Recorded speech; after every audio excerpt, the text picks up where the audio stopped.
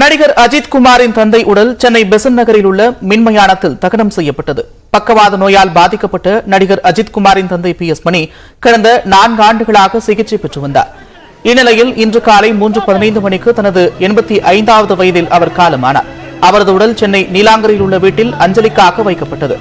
முன்னாள் அமைச்சர் ஜெயக்குமார், இயக்குநர்கள் AL விஜய், நடிகர்கள் மிர்ச்சி சிவா, பிரசன்னா, நடிகர் விஜயின் தந்தை SA சந்திரசேகர் உள்ளிட்ட பலர் நேரில் அவருக்கு அஞ்சலி செலுத்தினர். பின்னர் அவரது உடல் வீட்டிலிருந்து பெசன்ட் நகரில் உள்ள மின்மயானத்திற்கு கொண்டு செல்லப்பட்டது. அங்கு PS மணியின் உடலுக்கு இறுதி சடங்குகள் நடைபெற்றன. இதில் நடிகர் அஜித் குமார், அவரது சகோதரர் அனில்குமார் ஆகியோர் கலந்து கொண்டு இறுதி சடங்குகளை செய்தனர்.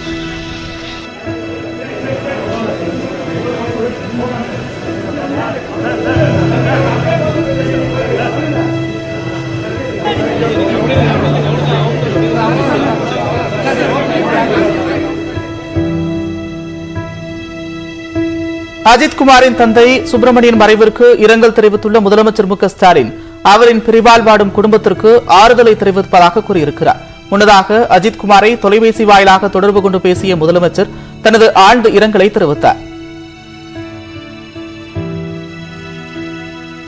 முன்னதாக நீலாங்கரையில் உள்ள வீட்டில் வைக்கப்பட்டிருந்த அஜித்தின் தந்தை உடலுக்கு இளைஞர் நலன் மற்றும் விளையாட்டு மேம்பாட்டுத்துறை அமைச்சர் உதயநிதி ஸ்டாலின் நேரில் வந்து அஞ்சலி செலுத்தினார்.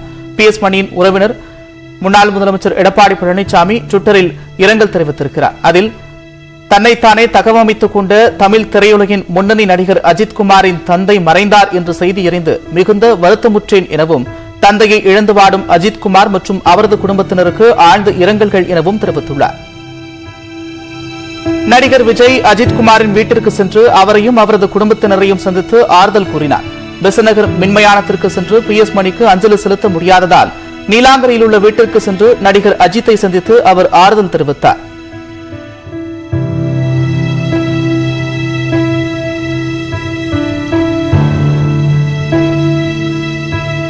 இதேபோல திரைப்பட நடிகர் அஜித் குமாரின் தந்தை சுப்பிரமணியன் காலமானதை அறிந்து வருத்தமடைந்ததாகவும், அவரை இழந்து வாடும் நடிகர் அஜித் குமார் மற்றும் அவரது குடும்பத்தினருக்கு ஆழ்ந்த இரங்கலையும் அனுதாபங்களையும் தெரிவித்துக் கொள்வதாக பாட்டாளி மக்கள் கட்சித் தலைவர் அன்புமணி ராமதாஸ் ட்விட்டரில் பதிவிட்டுள்ளார்.